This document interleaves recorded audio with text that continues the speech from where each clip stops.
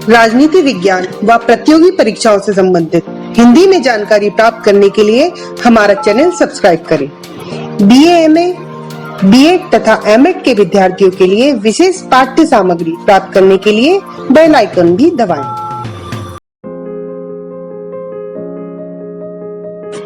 नमस्कार विद्यार्थियों, आज हम बात करेंगे अभिवृद्धि के बारे में। अभिवृद्धि क्या है, इसका अर्थ, परिभाषा के साथ साथ हम जानेंगे इसके गुण के बारे में, इसके सिद्धांत के बारे में। तो आइए विद्यार्थियों, हम विस्तार पूर्वक जानते हैं अभिवृद्धि। विद्यार्थियों, जैसा कि आप जानते हैं कि अभिवृद्धि एक सामाजिक प्रत्यय एवं मानसिक पहल है। इसका संबंध सामाजिक परिस्थितियों में व्यक्ति के व्यवहार के मानसिक पक्ष से होता है। इसके माध्यम से व्यक्ति विशेष व्यवहार का अध्ययन संभव हो पाता है।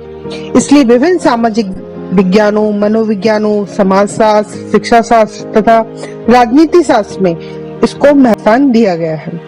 मनोवैज्ञानिकों ने तो अभिवृद्धि को बाह्य व्यवहार का एक महत्वपूर्ण कारक माना है। विद्यार्थियों, व्यक्ति किसी निश्चित समाज में रहता है और शिक्षालय में शिक्षा प्राप्त करता है, अतः इनका उसकी अभिवृद्धि पर प्रभाव पड़ता है।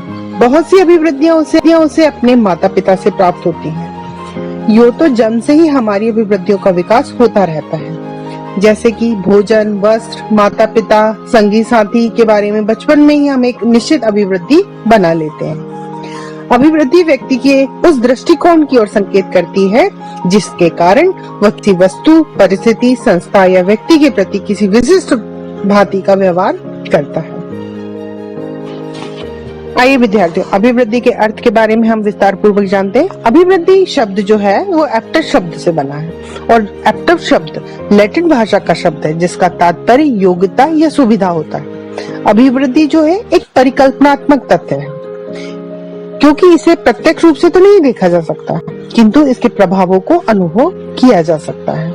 इसलिए इसे परिकल्पनात्मक तथ्य की संज्ञा दी गई है, क्योंकि परिकल्पना में केवल तथ्यों का ही अनुभव होता है, मतलब हम एक सोच रख सकते हैं। साधारण शब्दों में अभिवृद्धि से हमारा तात्पर्य व्यक्ति के उस दृष्टिकोण से है जो किसी व्यक्ति, वस्तु, संस्था अथवा स्थिति के प्रति किसी विशेष प्रकार के व्यवहार को इंगित करती है। आइए हम इसकी कुछ परिभाषाएं देखें। फ्रीमैन के अनुसार अभिवृद्धि किन्हीं निश्चित परिस्थितियों, व्यक्तियों, वस्तुओं के प्रति संगत रूप से प्रत्युत्तर देने वाली एक स्वाभाविक तत्परता है जिसे सीखा जाता है या किसी विशेष के प्रत्युत्तर देने की लक्षण रीति बन जाती है। विद्यार्थियों, इसका आशय ये होता है, फ्रीमैन ये बताना चाहते हैं कि ये पर्टिकुलर किसी व्यक्ति को देखकर हमारी जो उसके प्रति धारणा बन जाती है या हम उसके प्रति जो भाव प्रस्तुत करते हैं वही एक अभिवृद्धि का महत्वपूर्ण गुण होता है। रिकार्ड वेकमैन के अनुसार अपने वातावरण के कुछ पक्षों के प्रति व्यक्ति के अनियंत्रित भाव, विचार और कार्य करने की पूर्व वृत्ति ही अभिवृद्धि कहलाती है। जेम्स ट्रेवर के अनुसार अभिवृद्धि मत, रुचि तथा उद्देश्य की एक लगभग स्थायी तत्परता या प्रवृत्ति है जिसमें एक विशेष प्रकार के अनुभव की आशा तथा एक उचित परीक्षा तथा एक उचित प्रतिक्रिया की तैयारी निहित होती है। आइजेनिक के अनुसार सामान्यतः अभिवृद्धि को परिभाषित किसी वस्तु या समूह के संबंध में प्रत्यक्षात्मक उत्तेजनाओं की उपस्थिति में व्यक्ति की स्थिति और प्रत्युत्तर तत्परता के रूप में की जा सकती है, कि मतलब पर्टिकुलर व्यक्ति किसी को देखकर क्या उनसे एज्यूम करता है या क्या उसके प्रति धारणा बनाकर रिप्लाई करता है। इन सभी विद्वानों द्वारा अभिवृद्धि मापन को अपने अपने अनुसार परिभाषित किया गया।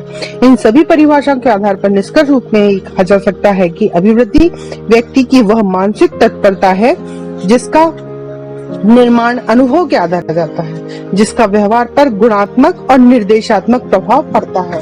इस तरह अभिवृद्धि व्यक्ति की मन स्थिति से संबंधित होती है। इसका निर्माण भी व्यक्ति अपने अनुभव के अनुसार ही करता है।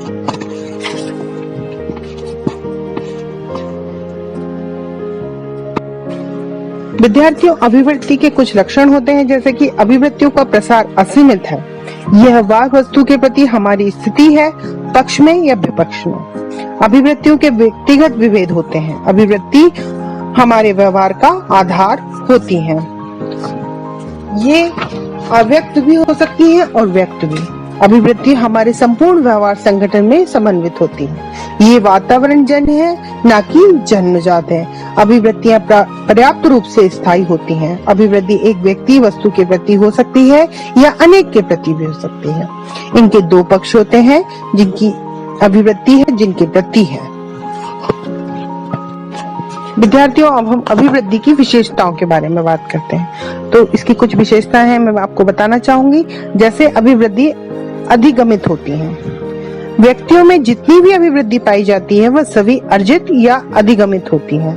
अभिवृत्तियां जन्मजात नहीं होती, वस्तुतः व्यक्ति, घटना या समूह आदि के संबंध में अभिवृत्तियों को व्यक्ति सीखता है। मतलब जो अपने वातावरण में देखता है, लोगों के प्रति दृष्टिकोण बनाता है, उसके आधार पर वो उसका जजमेंट करता है। अभिवृत्ति सापेक्षित रूप से स्थायी होती है। एक व्यक्ति दूसरे लोगों के संबंध में जो अभिवृत्ति अधिगम करता है, उन अभिवृत्तियों की प्रकृति बहुत कुछ स्थिर होती है। अभिवृत्तियों में स्थिरता, निरंतरता का गुण पाया जाता है, लेकिन नए अनुभव और नए संगठन के आधार पर अभिवृत्ति कभी कभी बदल भी जाती है। ऐसा बहुत कम होता है कि एक अभिवृत्ति आज बनी है, कल परिवर्तित हो गई। विषय वस्तु संबंध में एक विशेषता इसकी है कि अभिवृत्ति में विषय वस्तु संबंध पाया जाता है, अर्थात प्रत्येक व्यक्ति में कम से कम एक विषय वस्तु का होना आवश्यक होता है। जिस व्यक्ति में अभिवृत्ति का निर्माण और विकास होता है, इस दृष्टि से वह व्यक्ति विषय होता है। जिस व्यक्ति, वस्तु, घटना अथवा समूह आदि के संबंध में अभिवृत्ति होती है, उसको इस दृष्टि से वस्तु कहते हैं। बिना पृष्ठभूमि के अभिवृत्तियों का निर्माण नहीं होता। प्रेरणात्मक और क्रियात्मक तत्व भी अभिवृत्ति की विशेषताओं में रखता है स्थान। प्रत्येक अभिवृत्ति में प्रेरणात्मक, क्रियात्मक तत्व होते हैं। दूसरे शब्दों में व्यक्ति की अभिवृत्ति व्यक्ति को जिनके संबंध में ये अभिवृत्तियां होती हैं, उसके प्रति एक विशेष ढंग से अनुक्रिया करने के लिए प्रेरित करती हैं। व्यवहार को दिशा प्रदान करती हैं। व्यक्ति में पाई जाने वाली सभी अभिवृत्तियां न केवल उसकी विचारधारा और व्यवहार को प्रभावित करती हैं, बल्कि ये अभिवृत्तियां बहुत कुछ इस बात पर निर्भर करती है कि वह व्यक्ति दूसरे के साथ किस प्रकार की अंतःक्रिया करेगा। संवेग और अनुभूतियों में संबंध। प्रत्येक व्यक्ति में पाई जाने वाली अभिवृत्तियों का संबंध उस व्यक्ति के अनुभवों व उसके संभोगों से होता है। विद्यार्थियों, अभिवृत्ति निर्माण के सिद्धांत के बारे में अगर हम बात करें तो इसके दो सिद्धांत मैं आपको बताना चाहूंगी। आसान प्रतिक्रिया सिद्धांत और दूसरा मानसिक वृत्ति सिद्धांत। आसन प्रतिक्रिया सिद्धांत की यदि हम बात करें तो यह अभिवृत्ति निर्माण की एक अवयवी व्याख्या प्रस्तुत करती है। प्रत्येक व्यक्ति दूसरे के प्रति प्रतिक्रिया करता है एवं दूसरे उसके प्रति। यह अंतर प्रक्रिया में दूसरों के प्रति उसकी अभिवृत्ति का निर्माण हो जाता है। वहीं हम मानसिक वृत्ति सिद्धांत के बारे में बात करें तो इसके अनुसार कुछ अभिवृत्तियां पूर्व निश्चित होती हैं, अतः हमारे स्वभाव का अंश बन जाती हैं। ये चेतन एवं सप्रयास होती हैं। विद्यार्थियों, अभिवृत्ति अध्ययन के स्रोत के बारे में हम बात करें कि क्या क्या स्रोत होते हैं, तो अभिवृत्ति के अध्ययन के लिए अनेक स्रोतों द्वारा सामग्री का संग्रह किया जाता है। जैसे जीवन इतिहास। जीवन इतिहास के अंतर्गत हम देख सकते हैं आत्मचरित्र है, जीवन डायरिया है, पत्र है, स्मरण है, आदि चीजों को हम शामिल कर सकते हैं। वहीं दूसरा होता है मौलिक साक्षात्कार। लोगों के प्रवृत्ति उनके साथ मौलिक साक्षात्कार द्वारा ही ज्ञात की जा सकती है। तो अभिवृत्ति के अध्ययन के स्रोत में मौलिक साक्षात्कार भी एक महत्वपूर्ण भूमिका रखता है। वहीं जनमत संग्रह की अगर हम बात करें तो जनमत संग्रह द्वारा भी लोगों की अभिवृत्तियों का पता लगाया जा सकता है। तो ये कुछ स्रोत हैं। तो विद्यार्थियों, मैंने अभिवृत्ति से संबंधित आपको काफी सारी बातें इसमें शेयर की हैं। इसकी विशेषता, इसके निर्माण के सिद्धांत, अर्थ, परिभाषा। आशा करती हूँ आपको ये चीजें समझ आ गई हैं। धन्यवाद। अगर आपको हमारा वीडियो पसंद आया है तो हमारा चैनल सब्सक्राइब करें, लाइक करें व बेल आइकॉन भी दबाएं।